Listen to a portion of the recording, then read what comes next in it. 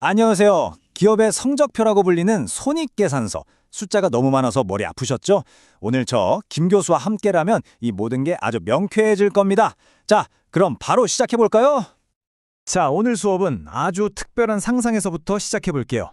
만약 우리 모두가 사랑하는 캐릭터 루피가 야심차게 마카롱 가게를 차렸다고 생각해 보세요. 1년이 지난 지금 과연 루피의 가게는 성공했을까요? 오늘 이 질문의 답을 함께 찾아가 보겠습니다.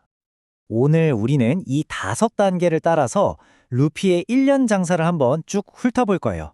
달콤한 매출에서 시작해서 생각보다 만만치 않은 비용들을 하나하나 빼보고, 그래서 진짜 남는 이익은 얼마인지, 그리고 이 모든 계산 뒤에 숨겨진 아주 중요한 규칙까지 알아볼 겁니다.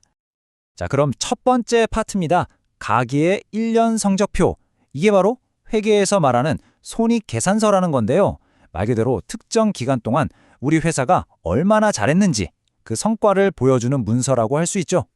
손익계산서의 원리는 사실 아주 간단하면서도 강력해요. 회사가 벌어들인 모든 돈, 즉 수익에서 그 돈을 벌기 위해 쓴 모든 돈, 비용을 빼는 거죠. 그럼 무엇가 남을까요? 맞아요. 바로 최종 이익입니다. 딱 1년 동안의 장사 기록을 정리한 거라고 생각하면 아주 쉬워요. 교수님, 그럼 제일 신나는 부분부터 시작해요. 루피가 마카롱을 팔아서 대체 얼마나 벌었는지 너무 궁금한데요? 네, 아주 좋은 질문이에요. 그걸 회계 용어로는 매출 또는 수익이라고 부릅니다. 쉽게 말해 루피가 1년 동안 판 모든 마카롱의 가격을 합친 총 금액을 뜻하는 거죠. 자, 공개합니다. 루피의 가게는 1년 동안 총 1,500원어치의 마카롱을 팔았어요. 와, 첫 해 성과치고는 정말 대단하죠? 하지만 이 숫자가 이야기의 전부는 아니겠죠? 맞아요, 교수님. 버는 것도 중요하지만 사실 돈이 얼마나 나갔는지를 따져보는 게 진짜 시작이죠. 쓰는 걸 잘 관리해야 남는 게 있을 테니까요. 정확해요.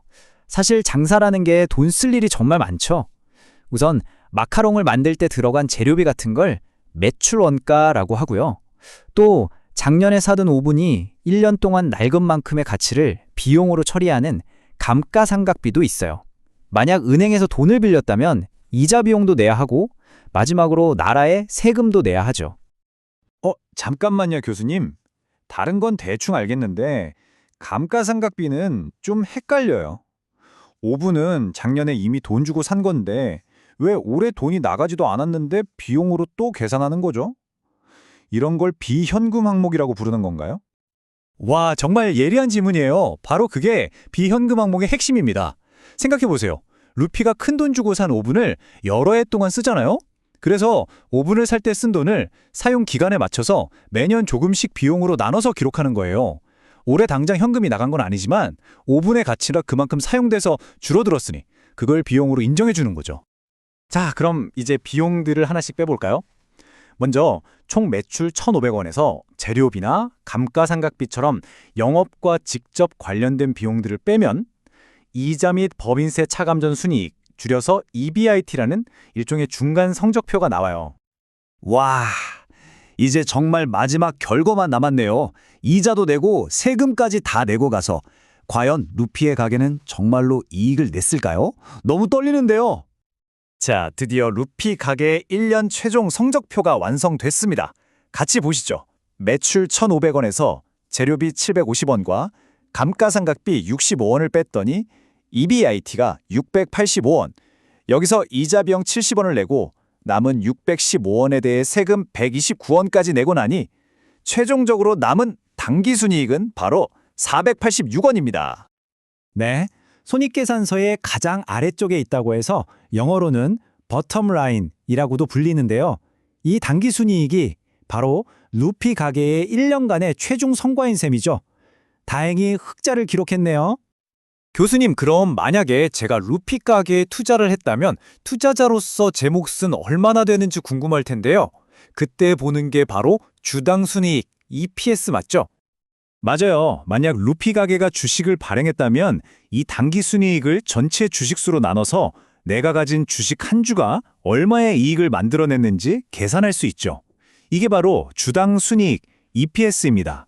당연히 이 숫자가 높을수록 투자자에게 돌아가는 몫이 크다는 뜻이니까 아주 중요한 지표겠죠? 자, 이렇게 루피 가게가 486원의 이익을 냈다는 걸 확인했습니다.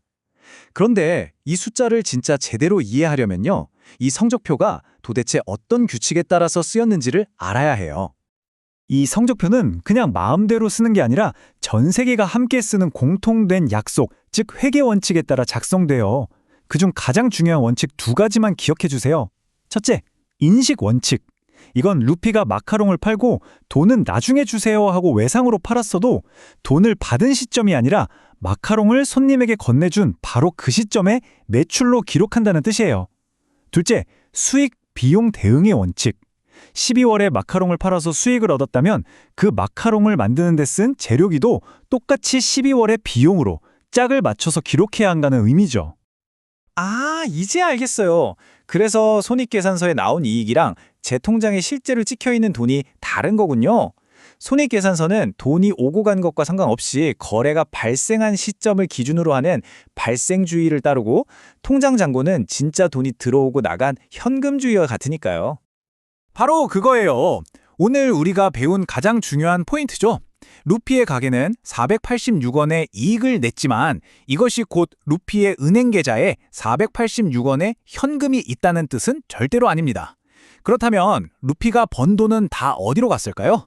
그 이야기는 다음 시간 현금 흐름표를 분석하면서 계속 이어가겠습니다.